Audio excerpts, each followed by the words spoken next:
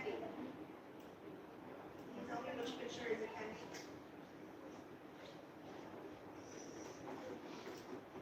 So it's the second picture to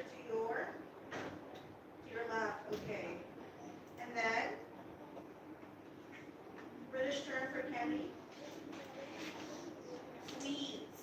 Okay, very good. So sweets. Next one. This one. French fries. Where's French fries? I love this. Let's have, okay, do it. French fries. Where's French fries? Which one? Yes, but where's French fries? Okay, so the top left, this one? Okay, so this is French fries. And then, what's the name? Chips. Okay, very good. Next one. Truck. Where's the truck? Or where is a picture of a truck? Let's have that thing. Truck. This thing, truck. Canyon? Truck.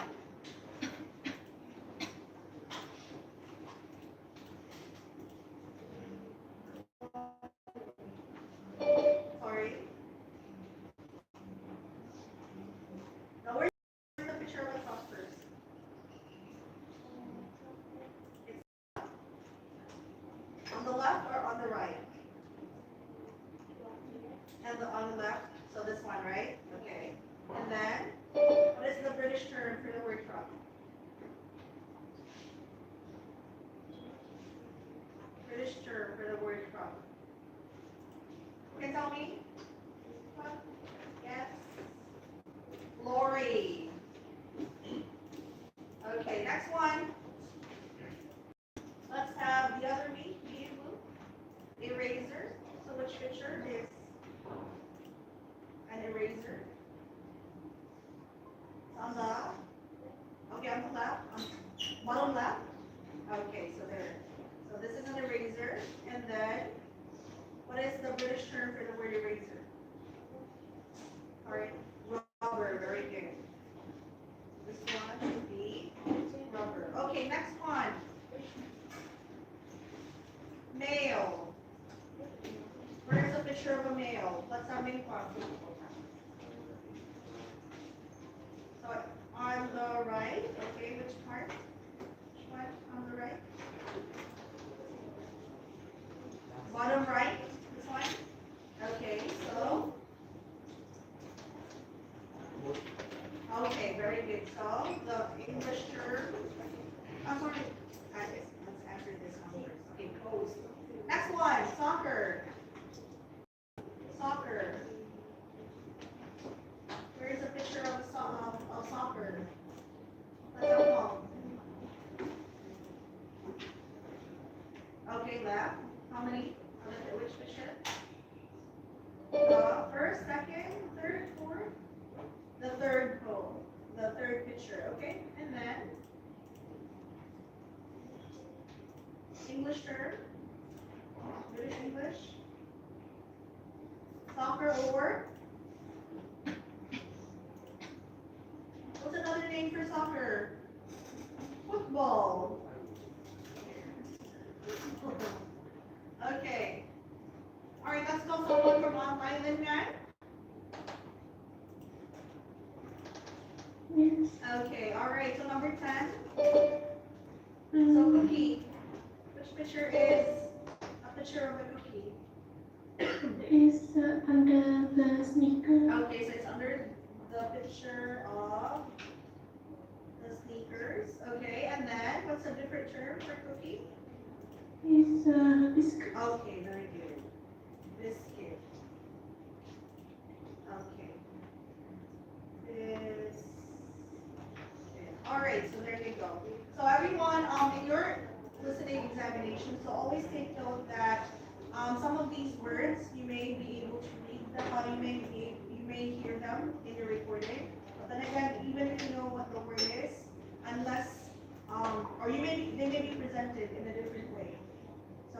you know what that word is in American English. So if they are presented in British English and then you do not know, so you lose points. So it would be best that you know what are the similarities and differences of different types of English.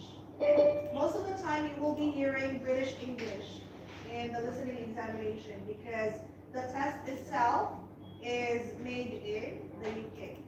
So it's made by Cambridge. So most of the time you will be hearing people who speak British English. Okay? But there can also be some cases wherein you may hear people with American accent, and then sometimes you can even hear Asians. So you have to know at least the, let's say, the different ways of pronouncing words in different English. And also at the same time, they may also be different in terms of spelling and in, let's say, the vocabulary itself. So like what we had earlier. Okay? All right, now the first difference, let's have do. I'm sorry, Dad. Can you read this?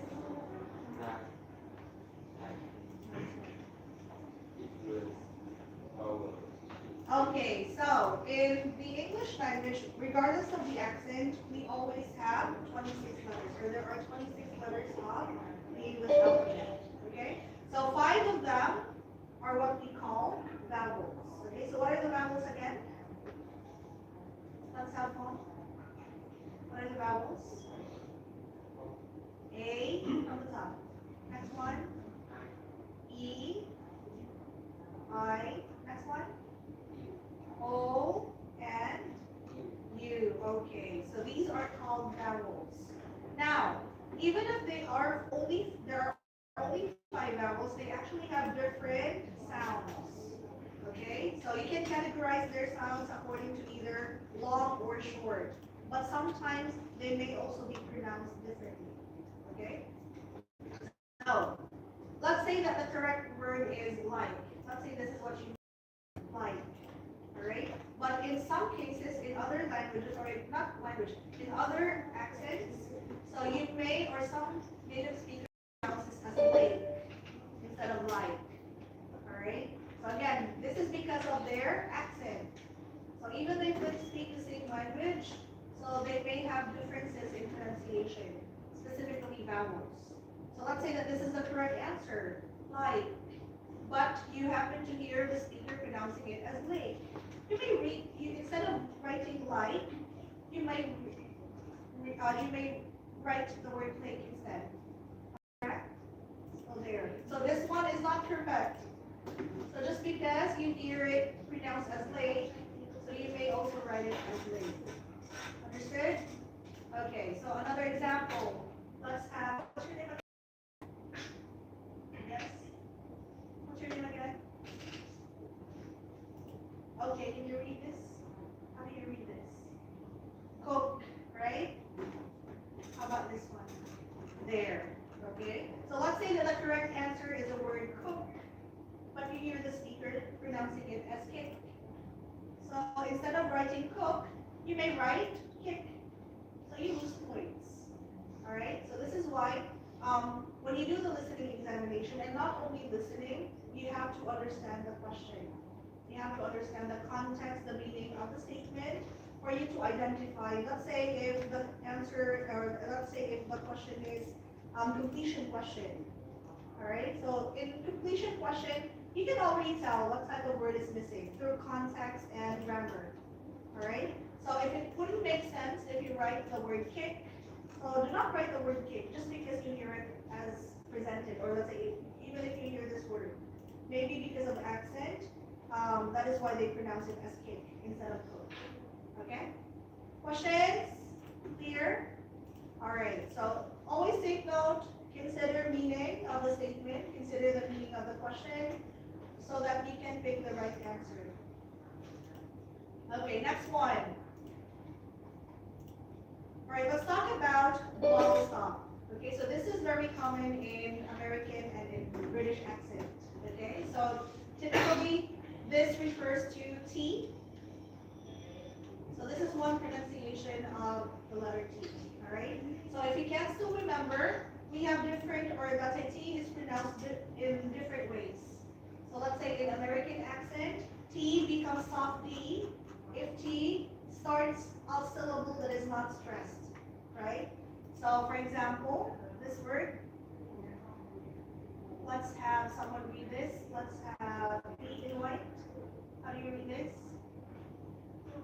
Okay, so normally we pronounce this as water, right?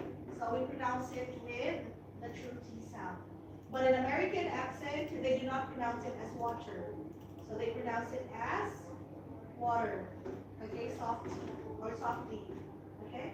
So we also have what we call glottal stop. So when you say glottal stop, you do not pronounce the T sound. Instead, you pronounce a halting or stopping sound.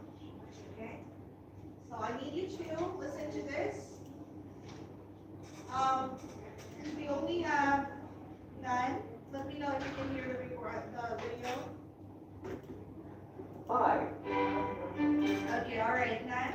Can you confirm if you can hear the video? Yes, I can hear. Okay, so let's start. A lot of people got quite angry about the glottal T episode and said a posh person would never use the glottal T.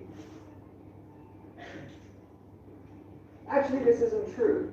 Let's start with this word, absolutely. Notice I said absolutely, not absolutely. That would sound a bit strange. Why? Well, before the T is a vowel sound, oo. After the T is a consonant sound, L. Absolutely. So in this case, when there is a vowel sound before the T and a consonant sound after the T, then it's perfectly acceptable to pronounce the T in a glottal form. Absolutely. Another rule is when a T finishes a word, for example, in not that cat. Okay, all right. So usually we pronounce the T if it's at the end of a word, right? It's actually recommended, all right? So as much as we can during our speaking examination, we pronounce the T, okay, so that we will sound clear, crisp and clear, all right? But for some native speakers, they actually do not pronounce T at the end, okay? So example, instead of pronouncing it as not, so some native speakers, they drop the T sound. Instead, you will hear a halting sound, not, up, not, that, cat, okay? So that sound is what we call glottal stop, okay, cat. So if you do not know what's cat, it's actually cat, all right? So let's say that the correct answer is cat. Again, you cannot ask your examiner, I did not hear what the speaker said. So it's going to be your own problem to determine what they're saying, all right? So again, consider this pronunciation. So sometimes you may hear people using glottal stop, all right? So when you say glottal stop, you hear a halting sound, up, okay? Commonly, we would pronounce them with a glottal T, not that cat. The exception to that rule is when the sound just before that heading T is an unvoiced sound. For example, Taylor Swift. The is unvoiced, so Swift. We pronounce the true There, okay? So, for example, if the consonant before the T sound is unvoiced, so when you say unvoiced, you cannot hear the sound. So, if that is the case, then normally they would pronounce the T in its true form, Swift. So they're not Swift, Swift. The same with Kanye West. There. It's Wow. also unvoiced, so again, true T.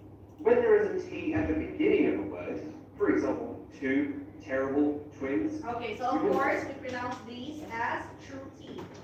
Okay, so let's have someone read these. Let's have Yo. You read this word. Next one. Terrible. And then the last one. There. So if a T begins a word, so we would usually pronounce it in its true form. Ta. Okay. way to pronounce the true T. This would never be a glottal T. This next word, better. We pronounce it better, not better. Okay, all right, so there. So another difference between American and English accent. So So American accent, if T is in the middle of a word and then it starts the syllable with that is unstressed. So this becomes soft D. Alright, but in English accent, so they pronounce it as its true T sound. Better. Alright? But in American accent, they pronounce it as better.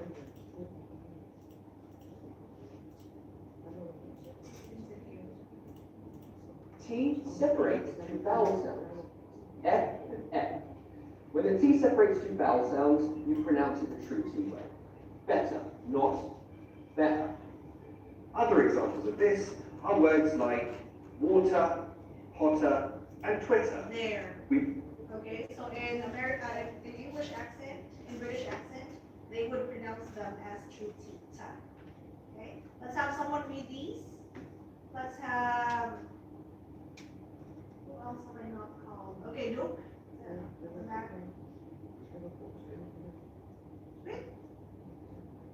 Richard.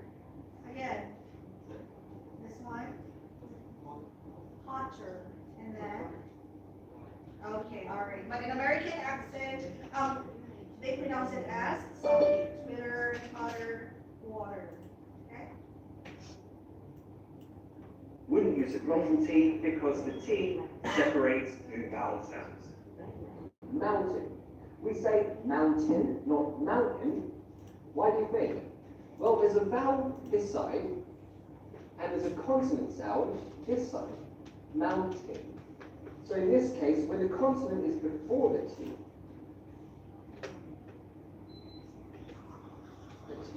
we pronounce the T sound as true. Mountain. And lastly, how about this one? Bottle. Well, we wouldn't say bottle. That would sound a bit whatever it is. Why? Before the T, there is a vowel sound. After, there is a consonant L. If you listen to the word bottle, there's a schwa sound before. To. Oh.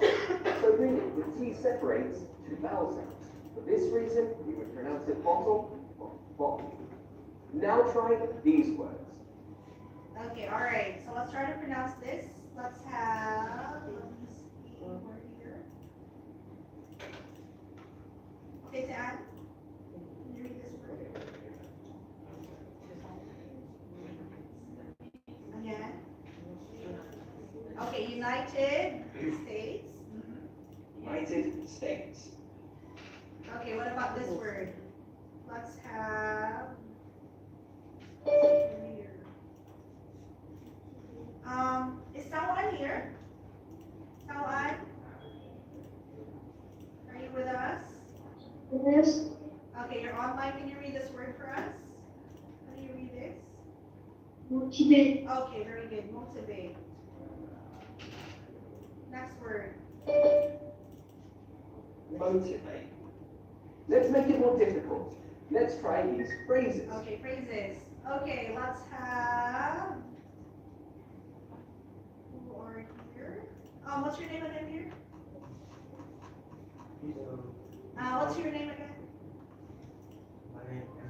Okay, Tuan. Can you read? Okay, so. All right, so for your accent to be, let's say, to sound a bit, I would say for you to sound a bit more neutral, try to connect sounds, okay? So instead of saying, it's a bit hot today, so you can say, it's up. You can connect this. It's up. It's a bit hot today. Okay, let's have that. Okay, better. All right. So try to liaise, try to connect sounds so that you will sound much better. It's a bit hot today. There, it's up. Okay, next one. Let's have Tulin. Again. Okay, very good. It's not that hot. That hot. Okay, this one. Let's have again. Again. Not. Okay. Not all the time. So next time, if you're worried about sounding natural in English, but also Alright, so you don't really have to sound like them. We can never sound like them because we're not native speakers. But at least you have to know the differences in terms of how they pronounce words. Because in the listening examination, you cannot see the script. Okay, so even if you're familiar with a word, however they are pronounced in a different way, you may not recognize the word. Okay? Okay, next one. R sound. Today, we're looking at a question from R.Thekla. He asked, how do you pronounce R? R. How do you do it? We're going to break that down today, guys. We're going to look at how to say it, when to say it, all that kind of stuff. Let's do this.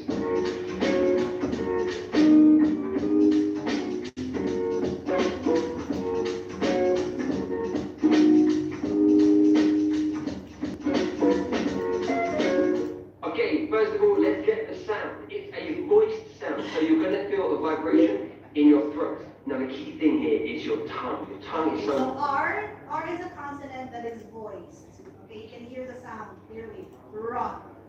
Okay, ra. important.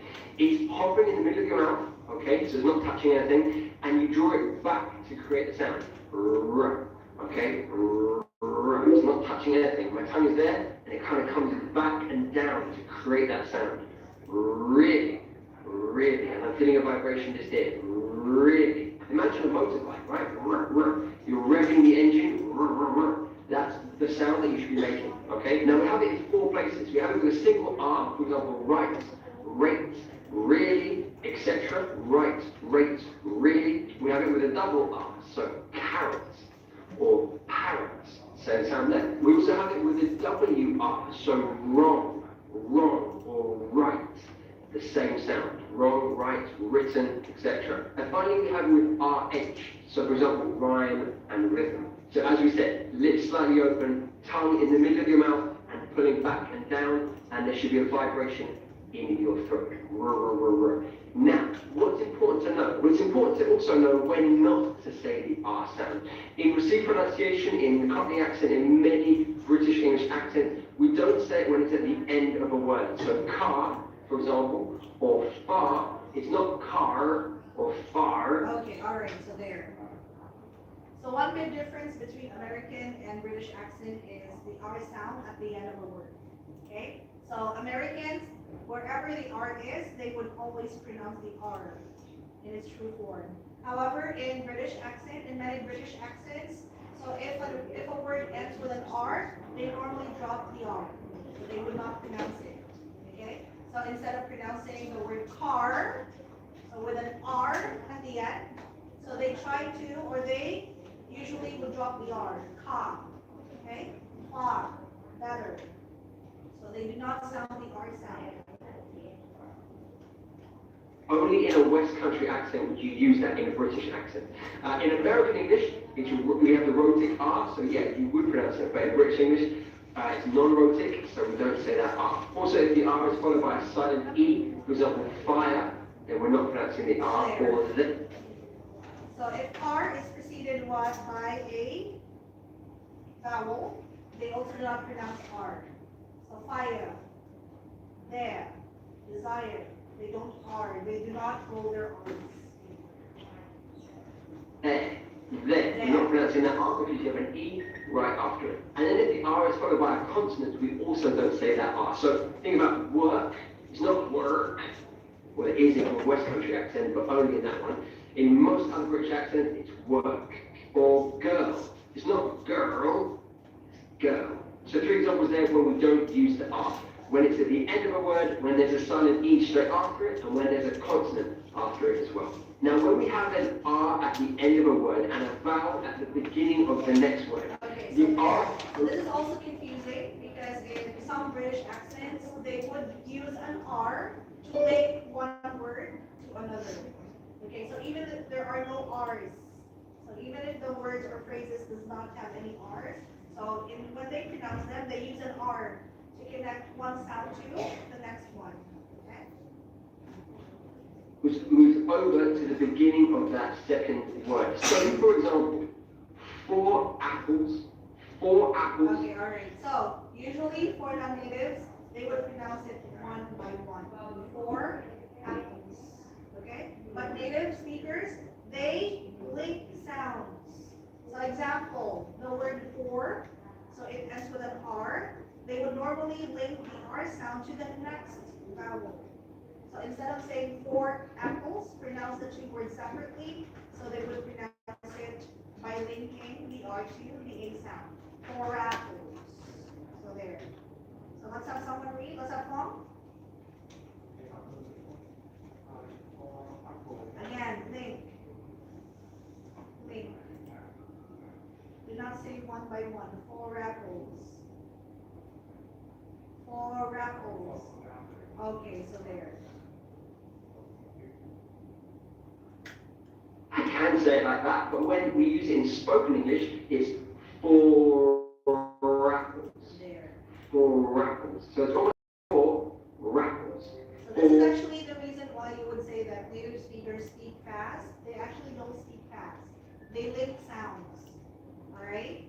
So it's just that we're used to pronouncing words word by word. That is why we sound choppy. They don't sound choppy. And you would say that they speak really fast. Not really. That's their usual pacing. They just connect sounds. 4 apples. Another example? There is. There is. So instead of saying there is, so they would connect the sound there is. Okay, let's have you.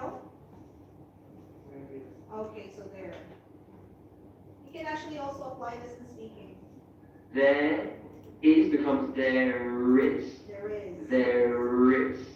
The R flips over to the beginning of the second word. So there is. Air ambulance. Air ambulance becomes air ambulance. Okay, all right. So let's have someone read. Let's have one. Can you read these?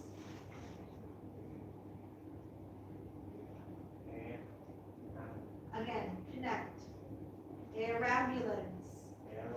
Okay, so there. It's actually air ambulance, but when they connect, so they would pronounce it as air ambulance. You may ask yourself, what's air ambulance? I haven't heard of that word. You've actually heard it. It's just that you're not used to how they pronounce that. Air ambulance. Air ambulance. So you see how the R links these 2 words. Let's try. Okay. Never. Okay, all right. So let's see. Let me have punch that word in. Tao Zoom. Where's Tao Zoom? Tao Zoom HD. Are you there? Oh, you're Tao Zoom. Okay, can you read this? I need you to connect. Connect the sound. Again. Okay, connect the R to the A sound. Connect. Okay, very good. Never again. Okay? You don't say never again. You sound choppy. Never again. Again. How's that going to sound? Never again. There. Never again. Do you hear it? Never again. Okay, so that's the linking R. Let's look at the intruding R. Now, when we have 2 vowel sounds, one at the end of a word and one at the beginning of a word, we have a linking R sound as well. So let's say America or Britain. America Okay, or all Britain. right. So let's have someone read this. Let's have. See who else are here. We only have 2 more times.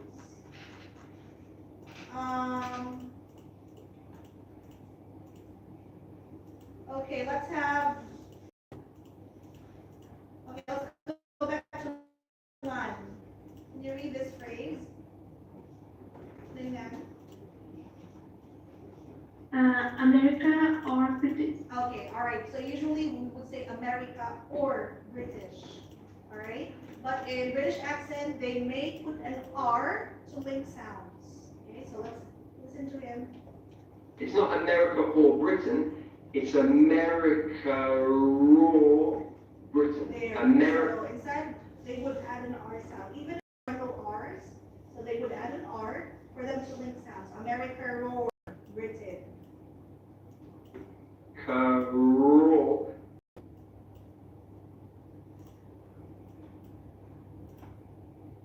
Britain. This helps the speaker to smooth the transition between the words. That's why the R intrudes into the sounds here, because it makes it smoother and easier to say. America or Britain.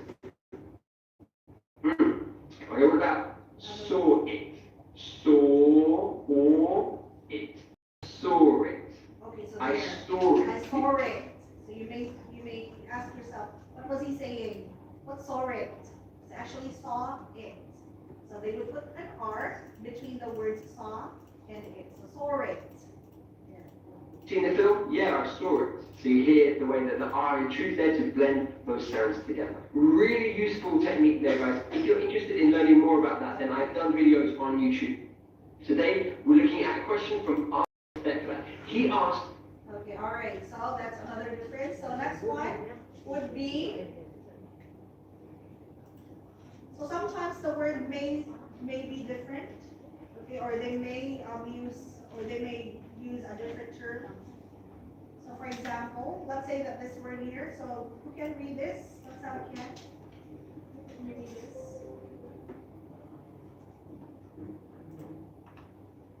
Is it aluminum? It's not aluminum. Equan, you read this? Okay, so if you happen to see, so this is actually aluminium. Okay, but in American English, this word is actually pronounced as aluminum and spelled differently. So aluminium and then aluminum. Okay, now in the listening examination, both words actually have the same meaning. Okay, but if you will be doing the listening examination, you write what you exactly hear. So for instance, let's say if you hear the word aluminium, and that is the right answer, you write it as such. So you write aluminium. But if you hear the word and it's pronounced as aluminum, write it as aluminum. Okay? Questions? All right, so what about this word? So who can read this word? Let's have Shaylin. Shaylin? How do you read this word? Okay, so in the US, so they pronounce it as apricot, but in the UK, they may pronounce it as apricot. So ap and I. Okay? All right, what about this one? How do we read this symbol? So this one here, if you're going to write this, so this symbol is actually this word. Okay? All right, but how do we pronounce this? So in American English, they pronounce this as beta. Okay, but in the UK, they pronounce it as beta. All right, but if you're going to hear this word, we in the listening examination, we do not write the symbol. We write the word. So this is actually the word. Okay, so it's pronounced as beta or beta. Okay. Next one. Let me have someone read this word. Let's have V in blue. Read this word.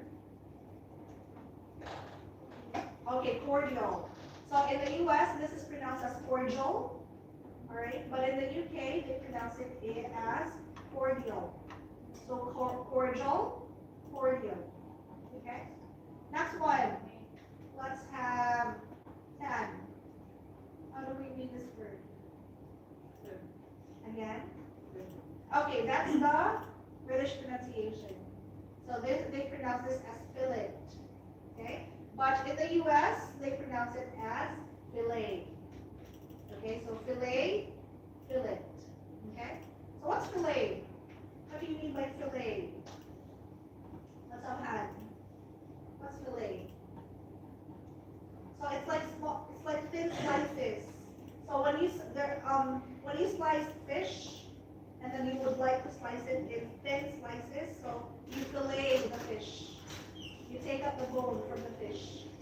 So fillet. Next one, let's have Hong. How do you read this word? Okay, that is British pronunciation. Herb. So they pronounce the H sound. But in American English, they drop the H sound. So they pronounce this word as herb. So herb, But of course, the spelling is this. Okay? Next one, let's have that. How do you read this?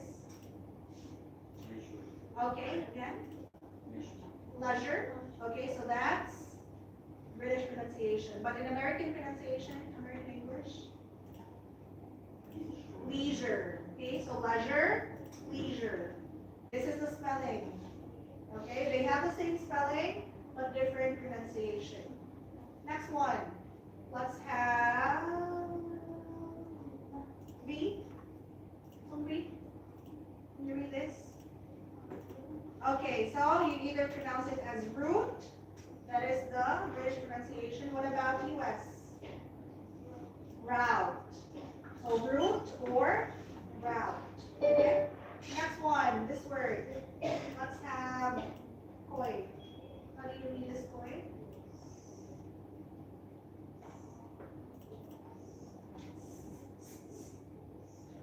Semi. Okay, so they pronounce it as semi in British English, but in the US they pronounce it as semi. Okay, so semi, semi. Alright, so this symbol here, how do we pronounce this? Let's have 10. Okay, so American English they pronounce it as theta, but in British English they pronounce it as theta. So theta, theta. Okay, this word, so you're very familiar with it. In the US, for American pronunciation, they pronounce it as vitamin, but in the UK British accent, they pronounce it as vitamin. Okay? Questions? Clear? Some other words, so this one here, this is also common. You might encounter this in the listening test. How do we read this? Let's have one. Okay, not vase. Again. Okay, vase. So in American English, they pronounce it as vase, but in British English, they pronounce it as vase. Okay, vase. Do not forget. You may hear this in the listening test. Vase or vase. Okay? But when you write the word, so it should be pronounced this way. Okay? Questions? No questions? Alright. Also stresses. Okay, so they may also differ in stresses. So for example, this word. You can read this. Let's have can. How do we read this can? Can. Read this. Again. Okay, so what's ballet? What's ballet can? What's ballet? Sorry? Okay, very good. It's a type of dance. Good job. Alright? Now, in the British accent, the stress is in the first syllable. Ballet. Okay? But in American English, the stress is in the second syllable. Ballet. Ballet. So ballet, ballet. Okay? But if you write the word, we write it the same way. Okay? Next one. Alright. So, vowel. Let's have Tam. Can you read this? Clerk. So normally we pronounce it as clerk, right? But in British accent, so they may pronounce it as park, say similar to the word park, Clark. So Clark versus clerk. So they're the same word. Okay? Next one. Let me have. Can you read this? Okay. So in American English, so they pronounce it as lever. Okay, so rhymes with never. But in British accent, this word rhymes with the word fever. So lever, lever. Okay? Next one. Let's have that. Can you read this for us? Okay, so it can either be privacy. So that is an American accent, but in British accent, so they pronounce it as short I, privacy. So privacy or privacy. Okay? but still the same spelling. All right, this one. You can also hear different pronunciation of this word in the listening test. Let's have me. Next, come on. Can you read this? Okay, so in the US, they pronounce it as schedule, K sound. All right, but in British accent, they pronounce it like schedule, schedule, schedule. Okay, but same word. Okay. Next one. Let's have Julian. Tomato, tomato or tomato. Okay, so tomato. So like the word mark, toma. Okay, so this is for British accent. But in America, ma, like me. So tomato. Okay, the same spelling. So I mentioned this earlier. So in American English, they pronounce this as vase, but in British English, they pronounce it as vase. Okay? What's a vase? What's a vase? What's a mon? What is a vase? Yes, what's a vase? Okay, so it's something that we put flowers on, right? So it's a container that we put flowers. Okay.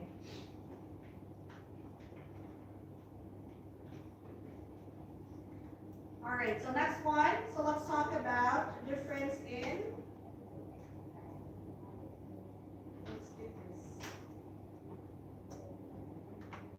All right, so. Hi, I'm reading it. Hi. So let's talk about vocabulary. Okay. So again, you may not be able to understand some words because of how they are expressed. So even if they say the same language, or even if they use the same language, there is a variation of vocabulary. Okay? All right, so I need you to take note. All right? So some of these words I've actually given earlier. So for example, in British English, so this is called trainers. And then in American English, this is called sneakers. Alright? So this one, when do you wear this again? When do you wear this? Do we wear this in summer? Yes, it's a type of clothing. But when do you wear this? Do you wear this in summer? When do you wear this? Winter, very good. So in British English, so they call it a jumper or pullover. But in American English, we pronounce it, or we call this as sweatshirt. Okay? So this is a vest in American English, but in British English, they call it a waistcoat. Okay? So this one. So in American English, we call this as suspenders, and then in British English, they call it as braces. But braces in American English is different, right? What is braces in American English? Let's have to add. What's braces in American English? Braces. So in British English, this is what they call this braces. But in American English, what's braces? Braces. What is braces in American English? Yes. What is braces in American English? Me. Why? What's braces in American English? No, cannot. What about me? Me and Lou. The other. What's braces? Okay. Yeah. So if you go, if you would want to straighten your teeth, so they would ask the dentist to do brace. But what is actually a brace? What is a brace? A brace is used for support. Okay, so we use it so that something will not fall.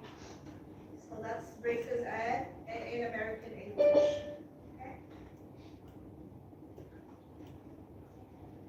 The next one. All right, your favorite. call it as French fries. Okay, but in British English, they don't call it French fries, they call it chips.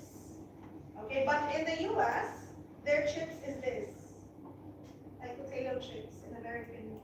But in British English, they call it as crisps. Okay? So this one too. So biscuit, and then American English, cookie. So they're the same. So this word here, so you can actually hear this in the listening examination, and we heard this so many times in the listening test. So if someone would say they're peckish, it actually means that they're hungry. All right? Again, if you want, you can take a photo.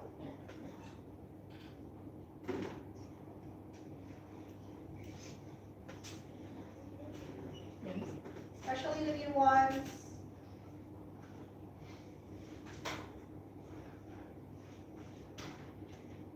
All right, next one, spelling.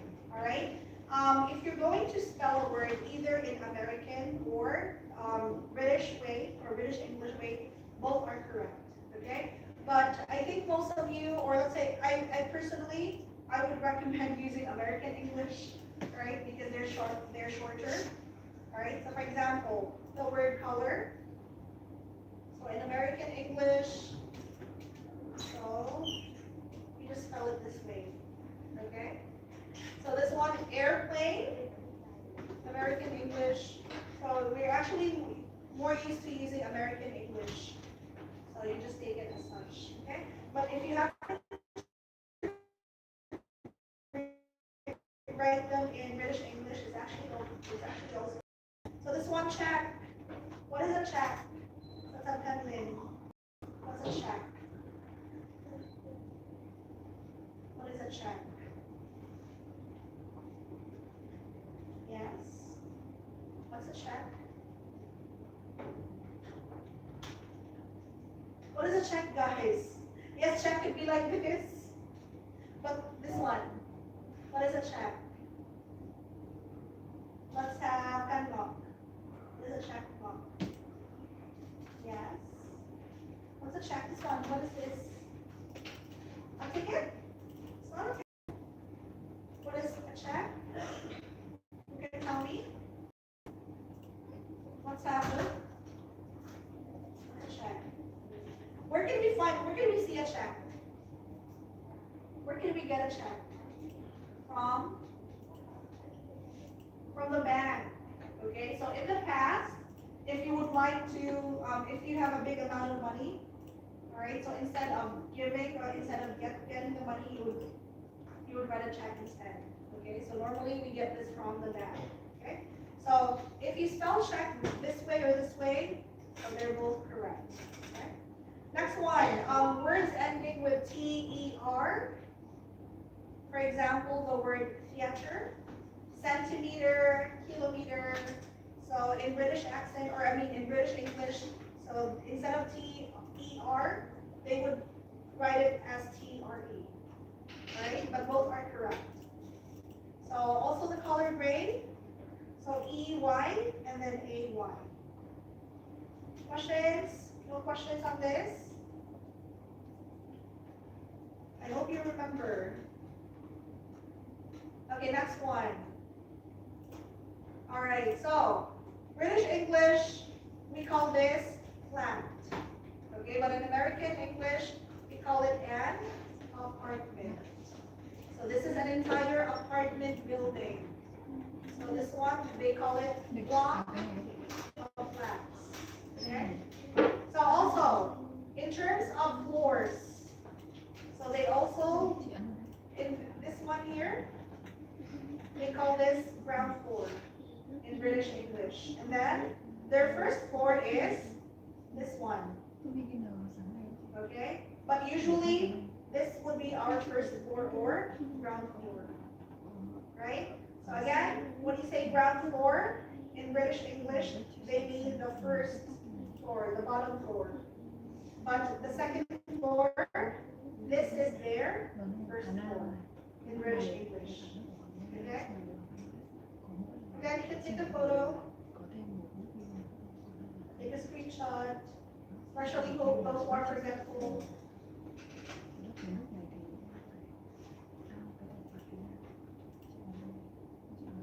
All right. So, in British English, their subway is underground, okay? But in American English, what do you mean by underground? So the name itself, underground, right?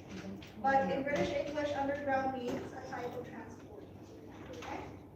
So in American English, so we call it drugstore or pharmacy. What is a drugstore? Let's have, okay, it's one. What is a drugstore?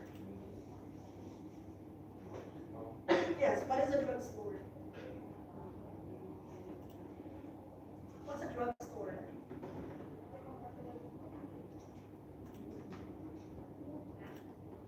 What's a drugstore? Yes, what is a drugstore? What's a drugstore? Yeah. Yes, it's a store that sells. So it's a store that sells medicine. Okay, so and other medical supplies. So in American English, drugstore or pharmacy.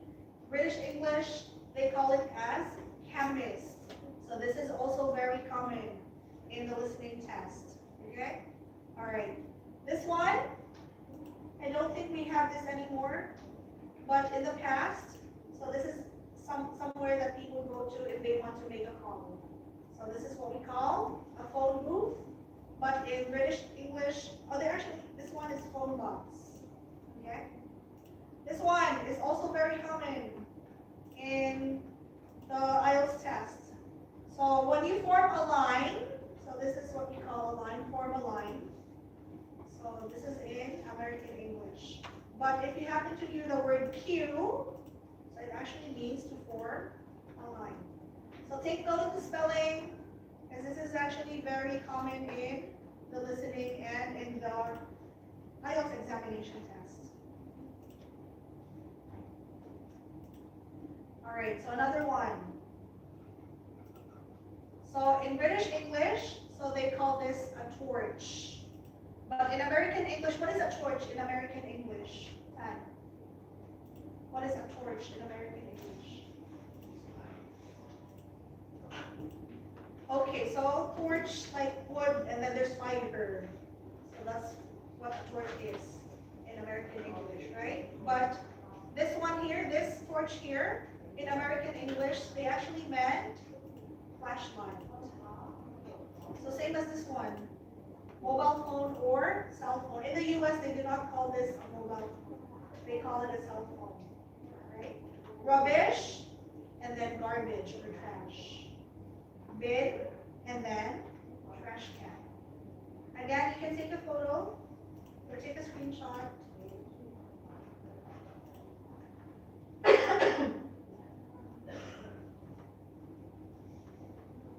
Next one. So for sports enthusiasts. So we had this earlier. So football and then soccer. So football field or soccer field, but in British English they call it a pitch. Okay. Time, draw. Alright. So draw in American English means to draw a picture, right? Okay, but in British English, they may use it to mean that the scores are the same time. Okay, so kit, uniform. Again, you can take a photo or screenshot.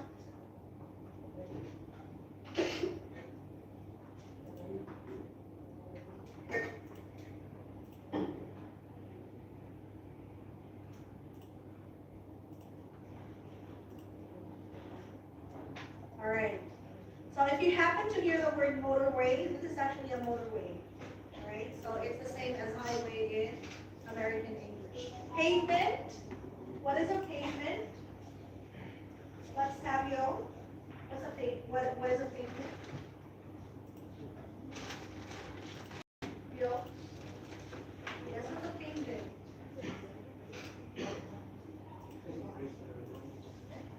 a road? Google. What's a pavement, everyone? Yes, Chan. What is a pavement? Sorry? It's actually where? Okay, there you go. So it's actually just along the road. Okay? So this is where pedestrians walk. Alright, so this one here, this is what we call a crosswalk. Alright, but in British English, they call it zebra crossing. Okay?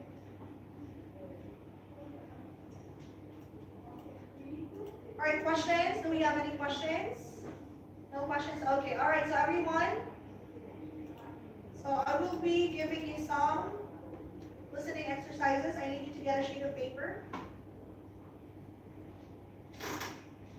So actually, some of you have already had this before. Let's try to check if you can get a higher score. So get a sheet of paper, or you can open a notepad app. Number your paper from 1 to 8. I'll give you 1 minute. Study the question. So in the listening examination, this is a common question in the listening test. Multiple choice questions. For multiple choice questions, you have to write the letter of the correct answer. You're not supposed to write the word or words.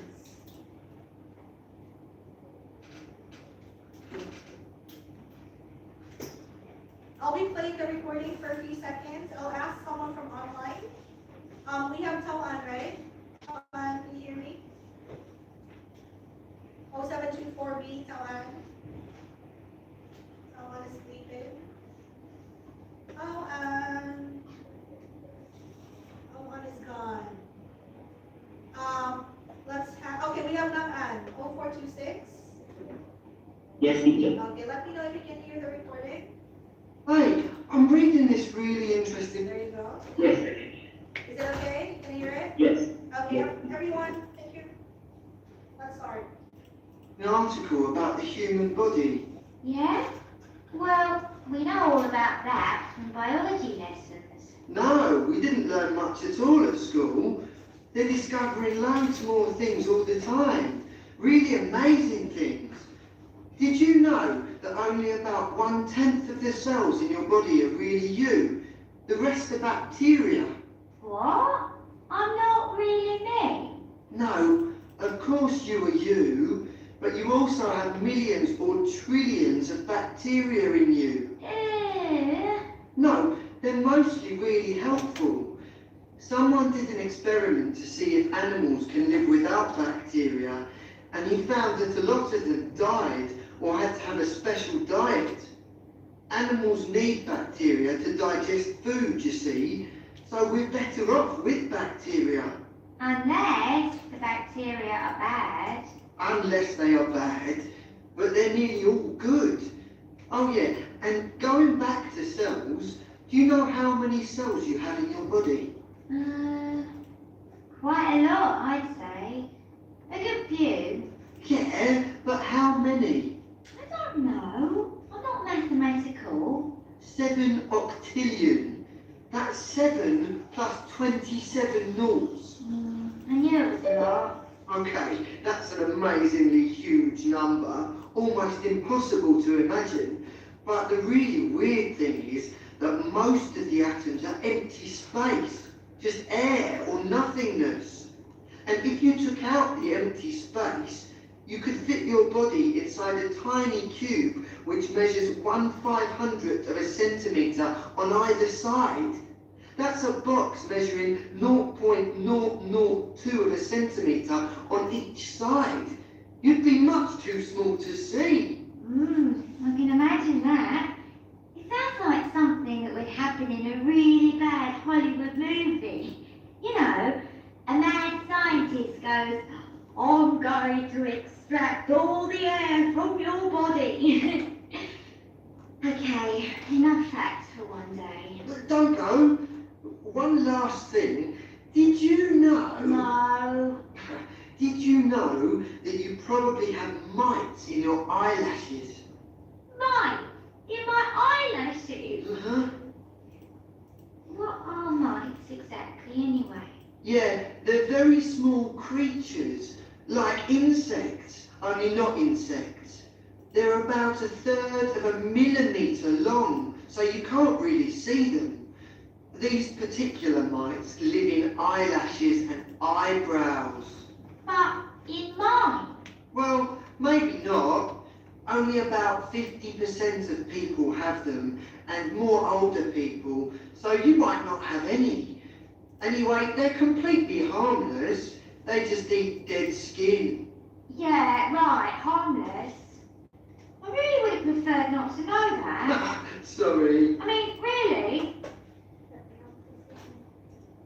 This recording was brought to you by the British Council. To find others like it, visit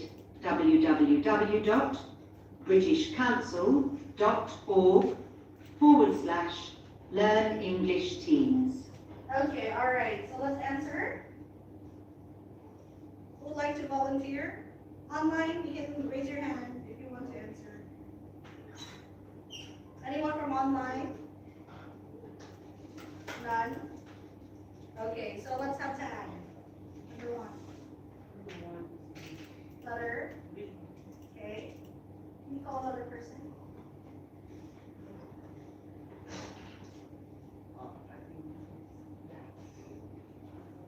Dad? Okay, Dad. Number 2.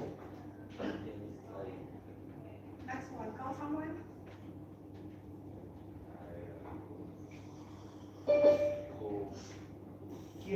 Yeah, number 3.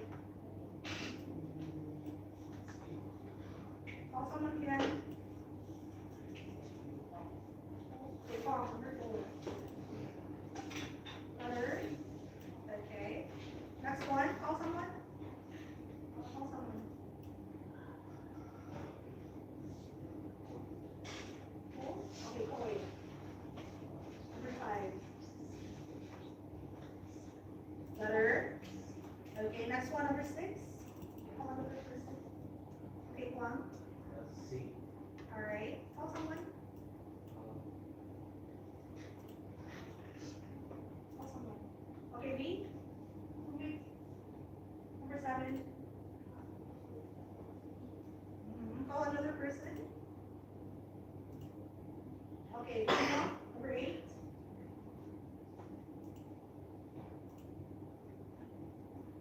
Okay, all right. So let's listen again. Let's try to check if your answers are all correct. Hey, I'm reading this really interesting article about the human body. Yeah? Well, we know all about that from biology lessons. No, we didn't learn much at all at school. They're discovering loads more things all the time. Really amazing things. Did you know that only about 1/10 of the cells in your body are really you? The rest are bacteria. Okay, so letter B for number 1. Okay, next one. What? I'm not really me. No, of course you are you, but you also have millions or trillions of bacteria in you. No, they're mostly really helpful. Someone did an experiment to see if animals so can live bacteria without bacteria. are mostly really helpful. So question number 2 is letter B. Okay, next one. And he found that a lot of them died or had to have a special diet. Animals need bacteria to digest food, you see. Okay, so number So 3. we're better off with bacteria. Unless the bacteria are bad. Unless they are bad, but they're nearly all good. Oh yeah, and going back to cells, do you know how many cells you have in your body? Quite a lot, I'd say. A good few. Yeah, but how many? How many? I don't know. I'm not mathematical. 7 Okay, octillion. letter C. That's 7 plus 27 noughts. I knew it was a lot. Okay, that's Okay, a so ma- if you happen to hear the recording, it says 7 plus 27 knots. So when you hear the word knots, it actually means 0. Okay? So that's also one difference. 0 or not. amazingly huge number, almost impossible to imagine. But the really weird thing is that most of the atoms are empty space, Okay, most just of the air atoms are and empty nothingness. And if you took out the empty space, you could fit your body inside a tiny cube which measures 1/500th of a centimetre on either side. That's a box measuring 0.002 of a centimetre on each side. You'd be much too small to see. I can imagine that. It sounds like something that would happen in a really bad Hollywood movie. You know, a mad scientist goes, I'm going to extract all the air from your body. Okay, enough facts for one day. Don't go. One last thing.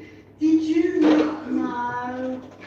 Did you know that you probably have mites in your eyelashes? Letter C. Right, in my eyelashes. Uh-huh. What are mites exactly anyway? Yeah, they're very small creatures, like insects, only not insects. They're about 1/3 of a millimetre long, but you can't really see them. These particular mites live in eyelashes and eyebrows. But in mine. Well, maybe not. Only about 50% of people have them, and more older people, so you might not have any. Anyway, they're completely harmless. They just eat dead skin. Okay. Yeah, right, harmless. Dead skin. So I really would prefer not to know. Alright, so did anyone get 8? Can you use your Zoom? Raise your hand if you got 8. So there are a total of 8 points. No one got 8? Nobody? Okay. Alright, so only one person got 8. Okay, so who got 5 and up? So including 8. Raise your hand to those who got 5 and up.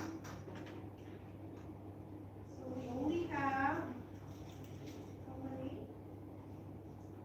8 people? 9, okay, alright, so there you go. Alright, so this is just an example of what a multiple test question in the listening test would look like, okay? Alright, so this time, let's do an entire section of the listening examination. Alright, so everyone, I will give you 1 minute. Study the questions, and then number your paper from 1 to 10.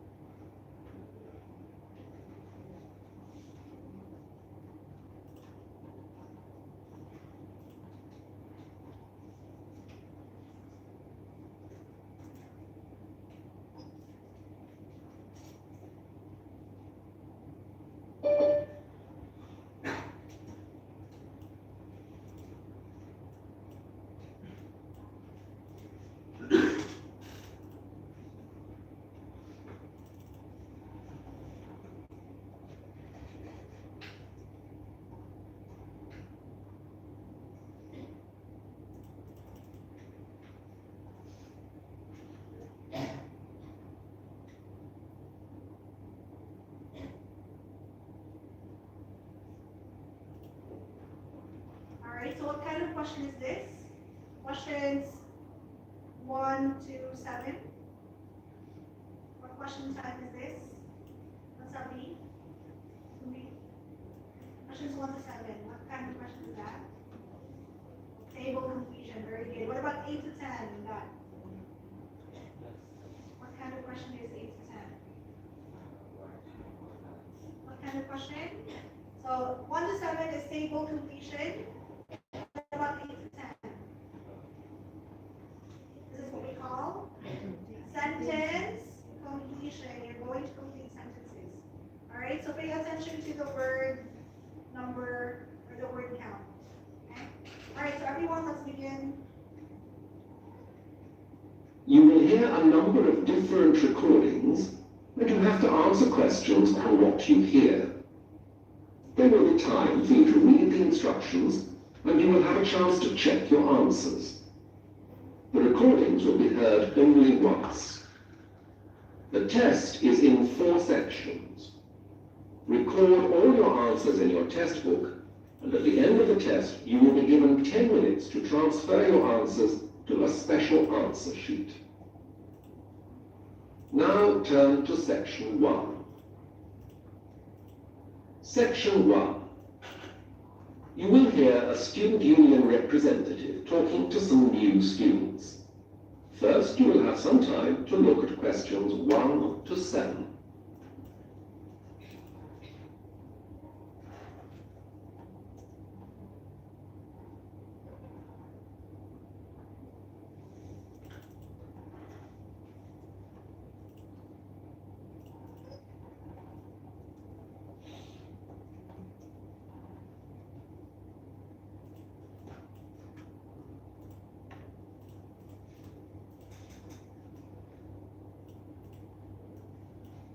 You will see that there has been an example written for you. On this occasion, only the conversation relating to the example will be played first.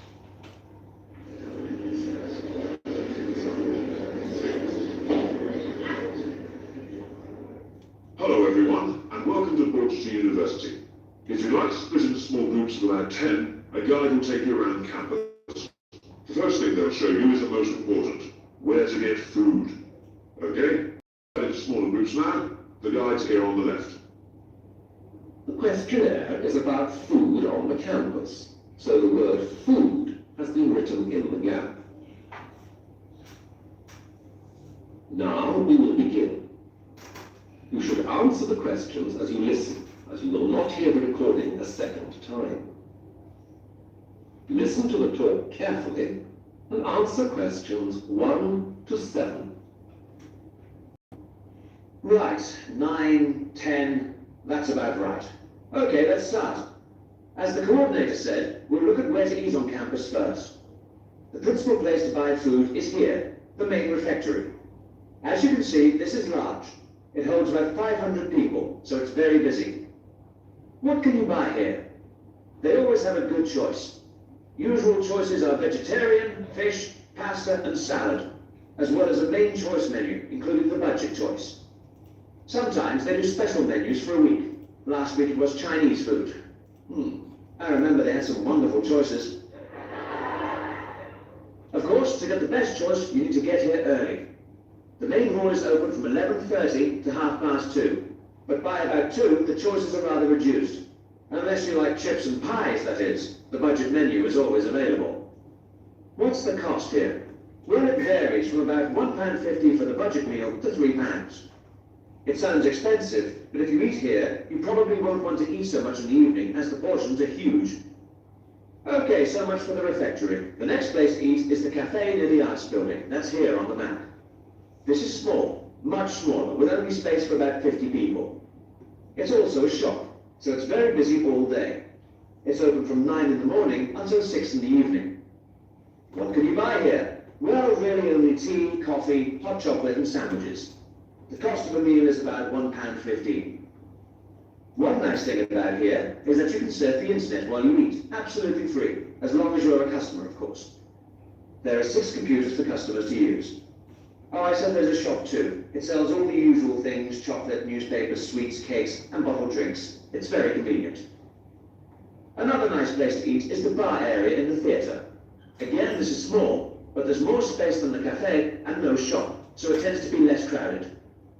It's still quite busy though, because it's very comfortable with nice chairs. It's open from 10 to 4. What can you get to eat here? Again, it's really only drinks like tea and coffee and toasted sandwiches. The toasted sandwiches here are better, since they also have a garnish, tomatoes and lettuce with them, but the average meal costs more, about £1.30. One problem is that they run out quickly here. You are not likely to find much to eat after about 1:30. Before the talk continues, you have some time to read questions 8 to 10.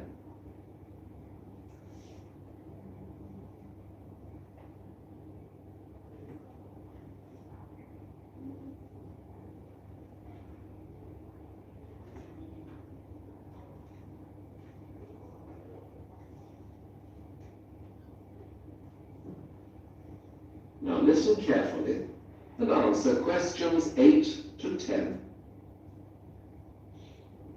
Well, that's the general information about where you can eat on campus. But you know, those places are not just for eating and drinking. The main refectory has a string quartet of music students playing every Thursday at lunchtime, and on Tuesdays and Fridays, the theatre bar offers lunchtime jazz concerts at 1 o'clock. They're always popular, and the bar fills up by noon, so make sure you get there early. Now, I can see some of you are smoking. This is only allowed in certain areas of the campus, and never in the library or eating places. Oh, sorry, it is allowed in the main refectory, but only in a small section in the corner. There were suggestions that the theatre bar would be a smoking area, but this created quite a debate among students, so a final decision hasn't as yet been made. Thanks for your attention. Now your guide will take you on your tour. Okay, so let's answer. All right, so That is the start end of with- section 1. Okay, let's call online first. Okay, let's have now Anne. 0426. Now Anne. Is now Anne.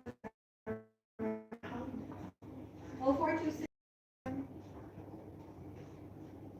No answer. Okay, what about another person? Okay, let's have.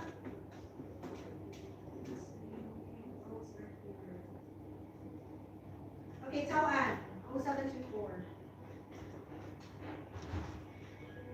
Yes, number 1, tell Anne. What's your answer? Salad. Okay, next one, number 2. Let's have someone from offline. Let's have Trang, number 2. 11:32. 1:30. Okay. Next one, number 3. Let's have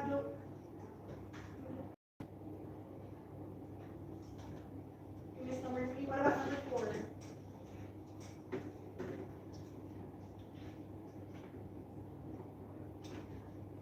Again. 150? Like this? 150? Okay. Next one, number 3. Let's have a phone.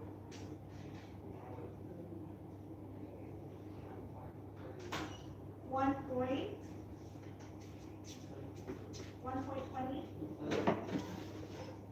1.20 counts. 30. All right. Next one. Number 5. Let's have Ken. Number 5. Number 5. Your answer for number 5. Did you answer or no? Or did you not answer? Or did we contest? Okay, let's have one. Guys, everyone try to answer. Number 5.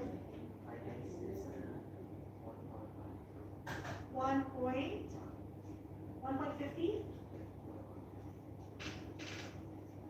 Okay, number 6. Let's have point. Alright, yo, number 6.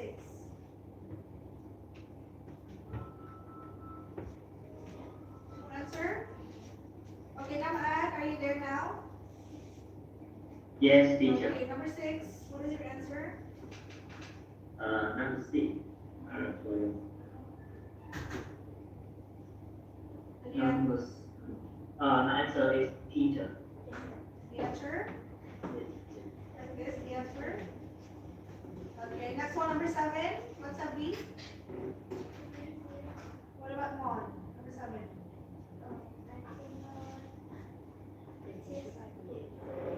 Spell it.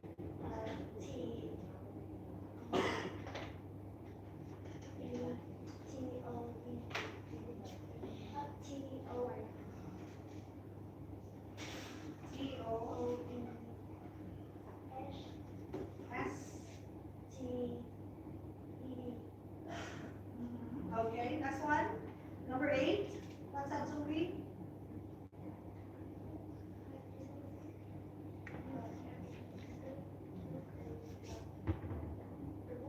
Thursdays.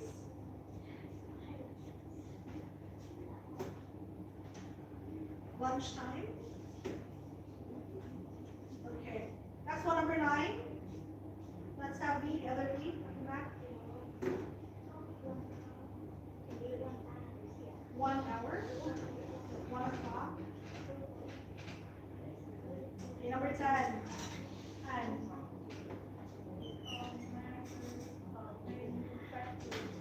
Name.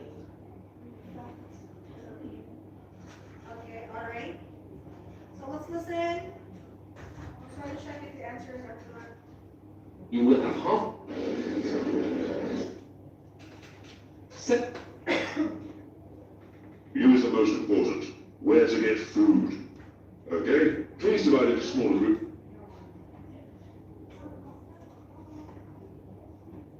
Now, the guy. You will hear a number of different recordings, and you have to answer your answers in your test book. You is the most important. Where to get food. Okay? Please divide into smaller groups now. The guides are here on the left. The questionnaire is about food on the campus, so the word food has been written in the gap. Now we will begin. You should answer the questions as you listen, as you will. The coordinator said, we'll look at where to eat on campus first. The principal place to buy food is here, the main refectory. As you can see, this is large. It holds about 500 people, so it's very busy. What can you buy here? They always have a good choice. Usual choices are vegetarian, fish, pasta, and salad, as well as a main choice menu, including... Okay, all right, so he said pasta and salad. Okay, so if your answer is pasta, it's fine. If your answer is salad, it's also okay. If your answer is pasta and salad, it's also fine because the instruction says short phrase. So whichever is which. including the budget choice. Sometimes they do special menus for a week. Last week it was Chinese food. I remember they had some wonderful choices. Of course, to get the best choice, you need to get here early. The main hall is open from 11:30 to 2:30. Okay. But by about 2, the choices are rather reduced. Unless you... 11:32, 2:30, so it should be 2:30, not 1:30, right? So 11:32, 2:30, okay? Like chips and pies, that is. The budget menu is always available. What's the cost here? Well, it varies from about £1.50 for the budget meal to £3. Okay. It sounds expensive. 1.30. It's actually 1.50, not 1.30. Okay, next one. But if you eat here, you probably won't want to eat so much in the evening, as the portions are huge. Okay, so much for the refectory. The next place to eat is the cafe near the arts building. That's here on the map. This is small, much smaller, with only space for about 50 people. Okay. It's also a shop. 50. So It's actually, it's not 150, it's only 50. Capacity is only for 50 people, not 150. very busy all day. It's open from 9 in the morning until 6 in the evening. What can you buy here? Well, really only tea, coffee, hot chocolate and sandwiches. The cost of a meal is about £1.50. Okay, this is correct. One nice thing about here is that you can surf the internet while you eat, absolutely free, as long as you're a customer, of course. There are 6 computers for customers to use. Oh, I said there's a shop too. It sells all the usual things, chocolate, newspapers, sweets, cakes, and bottled drinks. It's very convenient. Another nice place to eat is the bar area in the theatre. Okay, theater. Again, this is small, but there's more space than the cafe and no shop, so it tends to be less crowded. It's still quite busy though, because it's very comfortable with nice chairs. It's open from 10 to 4. What can you get to eat here?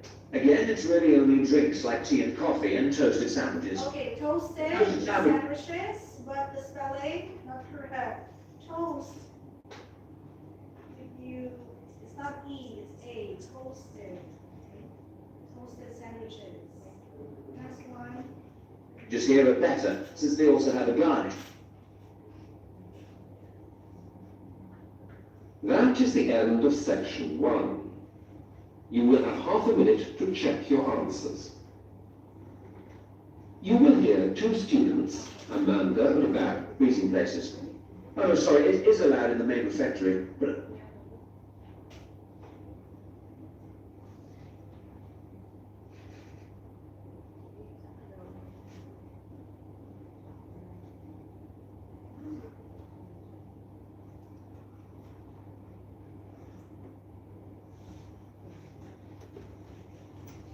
Now listen carefully and answer questions 8 to 10.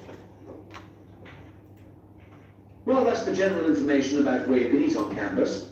But you know, most places are not just for eating and drinking. The main refectory has a string quartet of music students playing every Thursday at lunchtime. And on Tuesdays and Fridays... Okay, alright, so string quartet, it actually means classical music, so it should be every Thursday. You don't need the word lunchtime because in the recording it says at lunchtime. So every Thursday, so take out lunchtime. Next one. Theatre Bar offers lunchtime jazz concerts at 1 o'clock. 1 o'clock. They're always popular, and the bar fills up by noon, so make sure you get there early. Now, I can see some of you are smoking. This is only allowed in certain areas of the campus, and never in the library or eating places. Oh, no, sorry, it is allowed in the main refectory, but only in a small section. The main refectory, so there you go. Alright, so I need you to raise your hand if you got 10. Use Zoom. This is section 1. As much as you can, try to perfect section 1. Anyone who got 10? One person? Only one? Who else? One more? Okay, what about 8 and up? 8, 9, 10. Who got 8, 9, and 10? What? Only 2 people? The rest? So remember, this is section 1. It should be the easiest. So as much as you can, do not make mistakes in section 1, because you are bound to make more mistakes in sections 3 and 4. Okay? Alright, so this time let's do the full test. So I need everyone to keep their phones. No phone should be on your desk. Put them inside your bag. Again, put them in your bag, guys. No phones.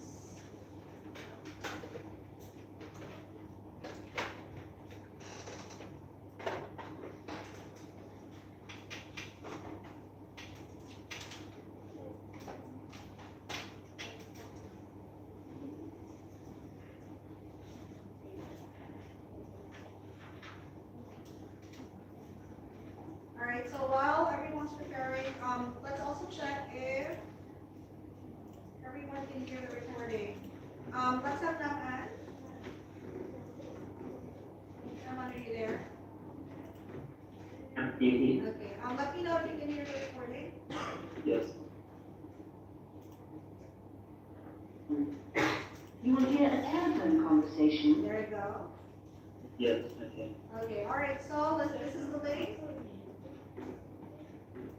Please check if you can open it. You should be in the first page, or you should be on the first page.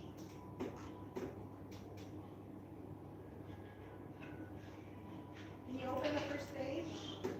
Are you in the first page now? You can open, everyone? Okay, so let's start. Between a woman and the reservations clerk at a conference desk. You have some time to look at questions 1 to 5.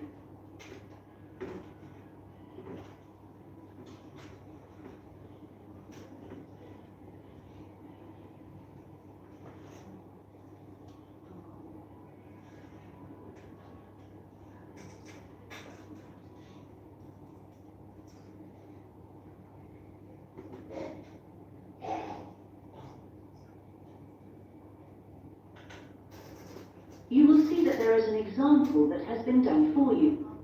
On this occasion only, the conversation relating to this will be played first.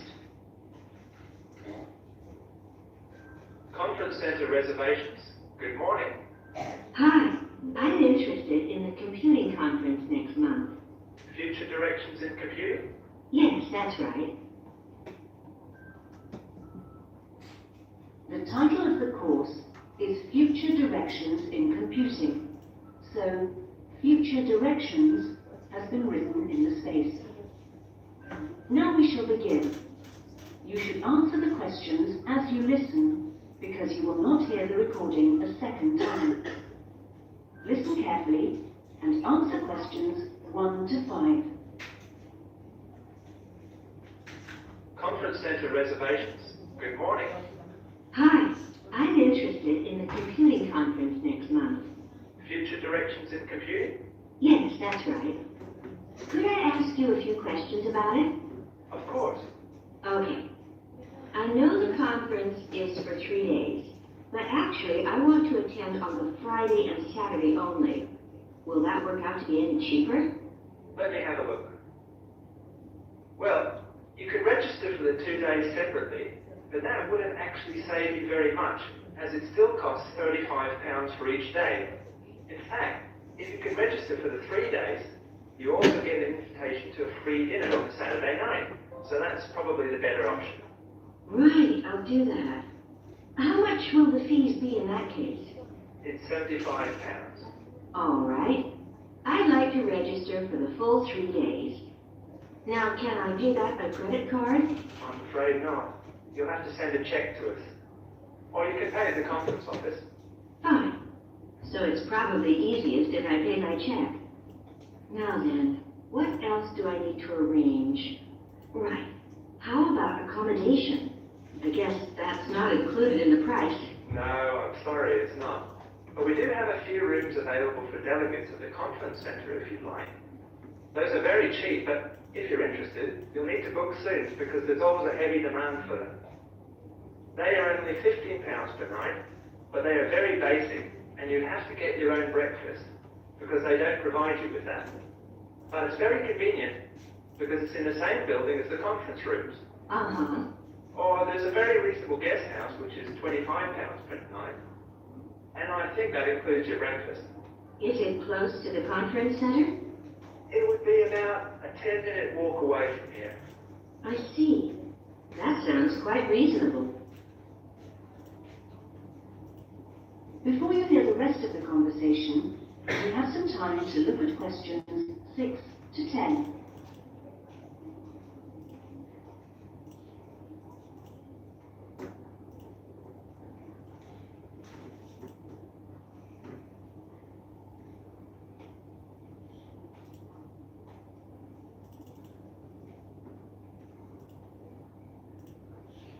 Now listen and answer questions 6 to 10. The details are all in our conference pack, which I'll send you. Great, thanks. That'll be very useful. Oh, and can you also send me an application form? Of course. I'll get that in the post to you straight away. Is there anything else? Yes, actually. Can you tell me where exactly the conference center is?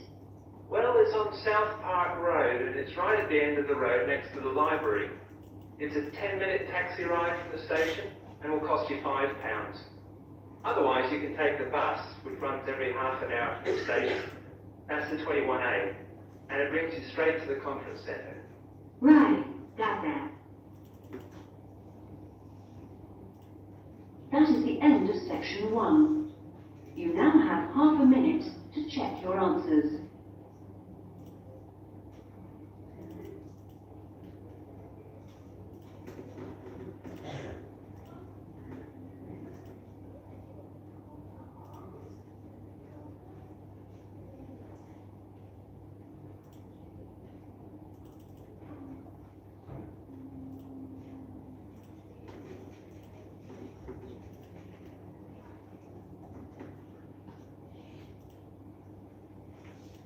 Now turn to section 2.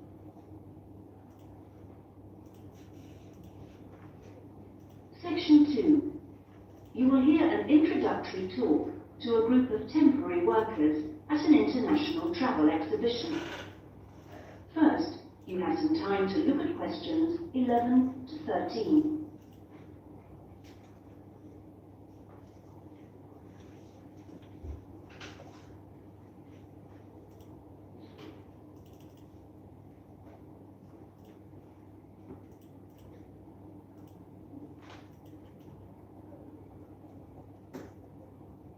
Now listen carefully and answer questions 11 to 13. Good morning and welcome everybody. I'm Jenny Stewart and I'm the staff manager here at the Exhibition Centre. We're expecting this year's International Travel Exhibition to attract over 10,000 visitors a day, ladies and gentlemen, and you are among the 200 extra staff recruited to help look after them. Now, to help things run smoothly, we have divided you into 4 teams: the blue team, the green team, the red team, and the yellow team. So first, I'll explain how the teams are divided up, and then we'll be giving you colour-coded t-shirts so we can identify you more easily. First of all, those who will be looking after the phones and handling all calls regarding the exhibition, you will be on the red team. Now, we've also put the entrance staff on the red team, and you'll be stamping the entrance tickets and giving out publicity leaflets, okay? Those of you involved in distributing entrance tickets will be on the yellow team, and we've also put those of you who will be staffing the information booths around the conference centre on the yellow team, so you'll be getting a yellow t-shirt. Now, most of the hospitality staff have been put in the blue team, so the chefs among you and the kitchen hands will all need a blue t-shirt, but because of the sheer numbers, all waiting staff will be on the yellow team, and this includes the bar staff among you. Those who will be monitoring and directing the traffic in the car parks are on the green team, so you'll need to get a green t-shirt. This year, we've also employed a considerable number of attendants to direct the human traffic around the conference centre. Now, you'll be working in the exhibition hall at all times, giving directions and generally helping people whenever you can. And you will be in the red team, so please collect a red t-shirt. Before you hear the rest of the talk, you have some time to look at questions 14 to 20.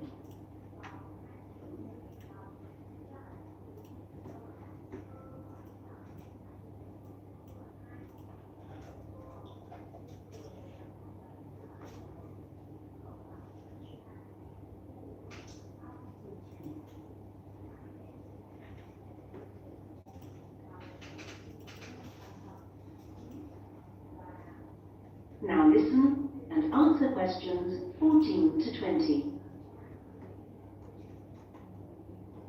Right, now that everyone knows what team they're in, we'll get on with the orientation and training program.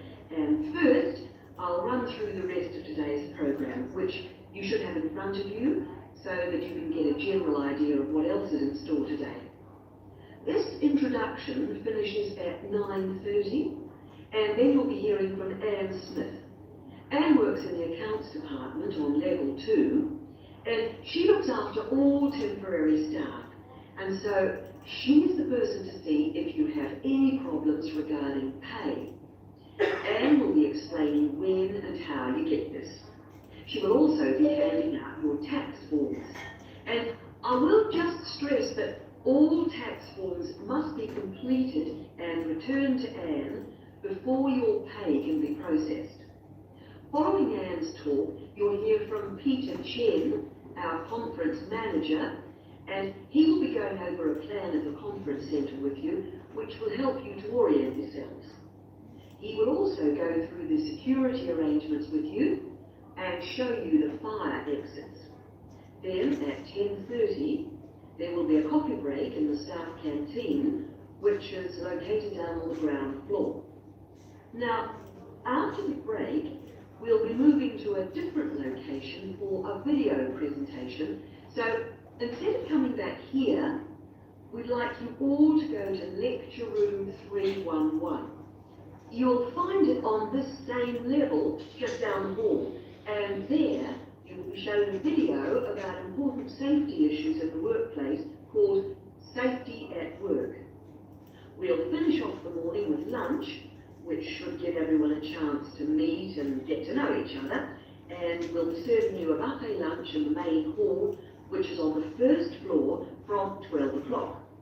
After lunch, you'll be divided up into your teams to meet your team leaders, and we're hoping to be all finished by 3, so I won't delay you any longer.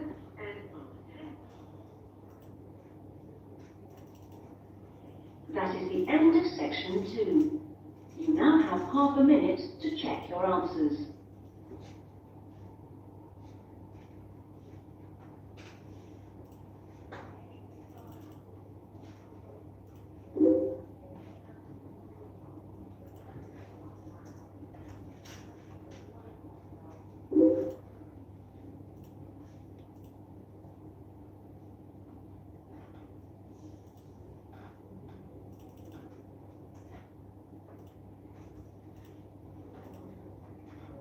Now turn to section 3.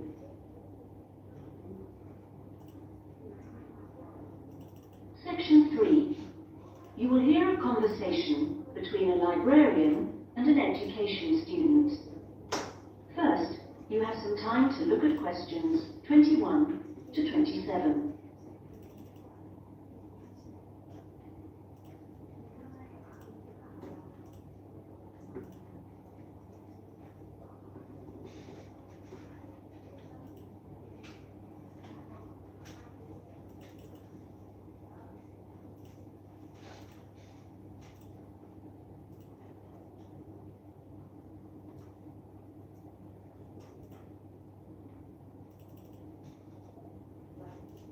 Now listen carefully and answer questions 21 to 27.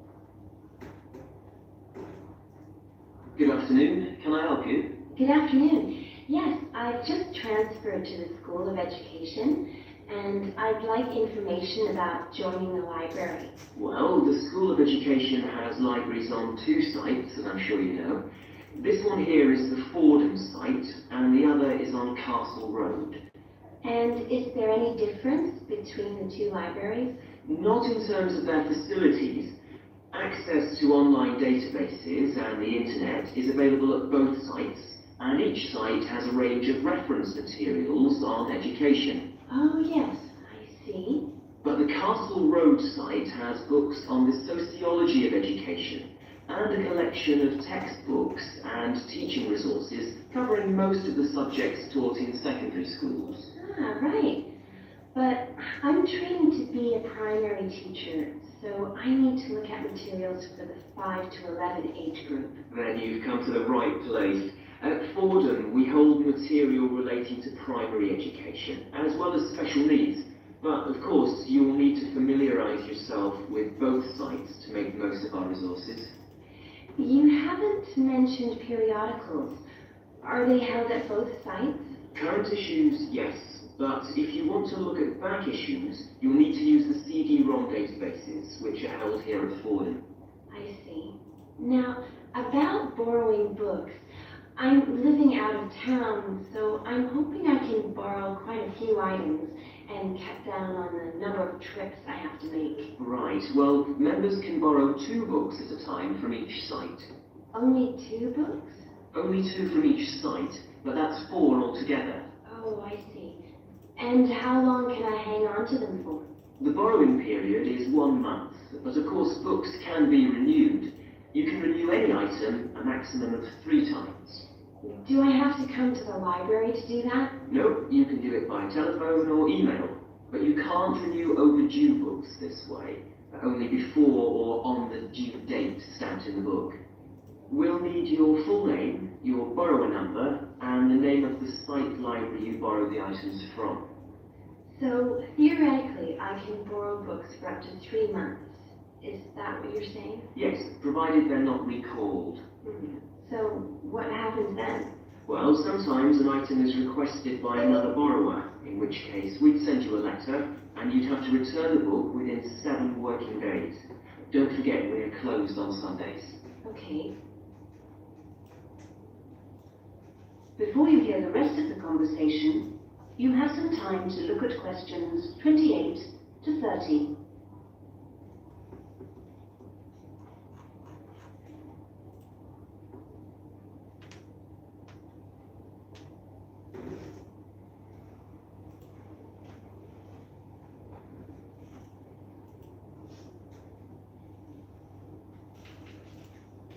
Now listen and answer questions 28 to 30.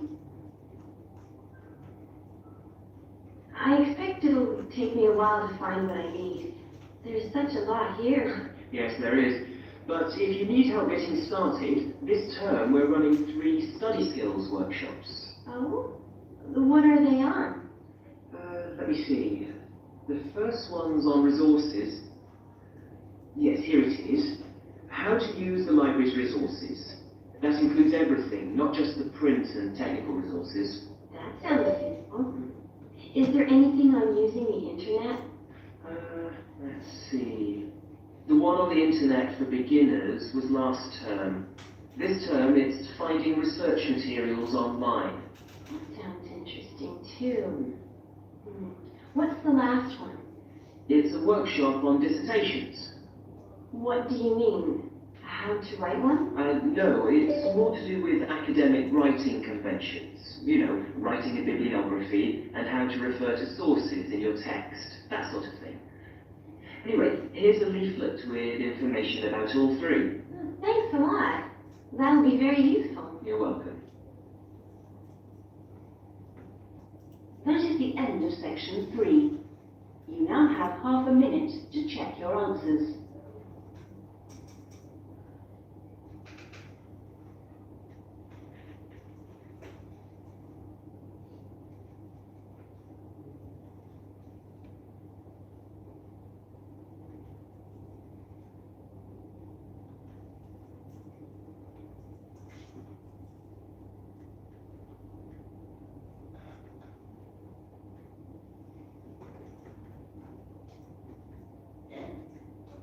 Now turn to section 4.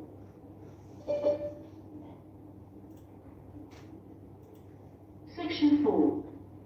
You will hear part of a lecture given by a conservationist on the subject of lions. First, you have some time to look at questions 31 to 40.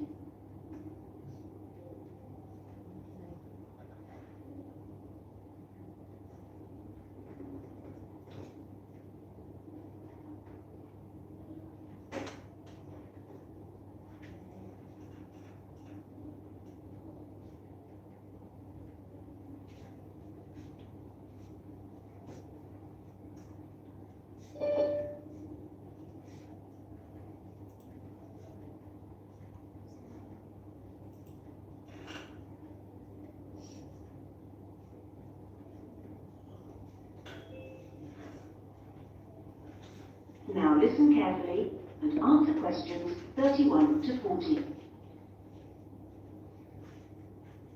Well, most people think that lions only come from Africa. And you would be forgiven for thinking this, because in fact most lions do come from Africa. But this hasn't always been the case. If we go back 10,000 years, we would find that there were lions roaming vast sections of the globe. But now, unfortunately, only very small sections of the lion's former habitat remain. My particular interest is Asiatic lions, which are a subspecies of African lions. It's almost 100,000 years since the Asiatic lion split off and developed as a subspecies. At one time, the Asiatic lion was living as far west as Greece, and they were found from there in a band that spread east through various countries of the Middle East, all the way to India. In museums, you can now see Greek coins that have clear images of the Asiatic lion on them. Most of them are dated at around 500 BC. However, Europe saw its last Asiatic lion roaming free 2,000 years ago. Over the next 1900 years, the numbers of Asiatic lions in the other areas declined steadily. But it was only in the 19th century that they disappeared from everywhere but India. So, how can you tell an Asiatic lion from an African lion, with which you're probably more familiar? Well, in general, Asiatic lions are not as big as African lions. The colour is more or less the same, but the appearance of the mane is different. That's the hair around the lion's face and neck. The Asiatic lion's mane is noticeably shorter than the African lion's. Asiatic lions also have a long fold of skin on their undersides, whereas not many African lions have this.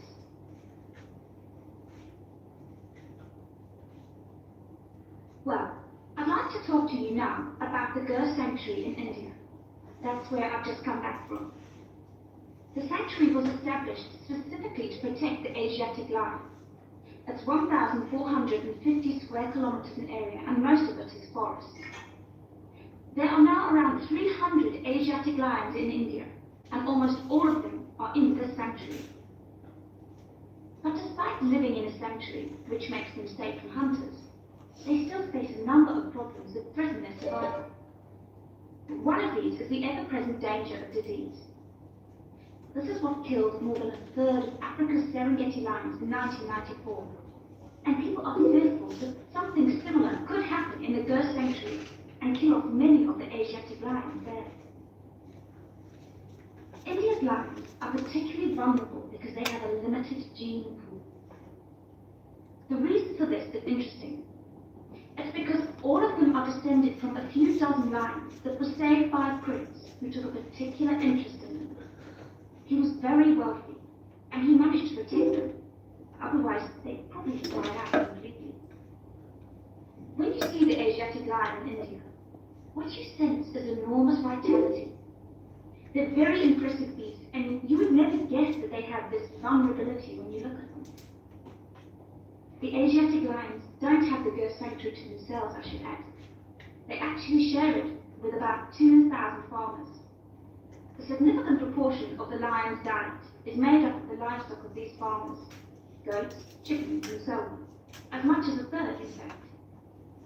And they've even been known to attack humans, especially in times of drought.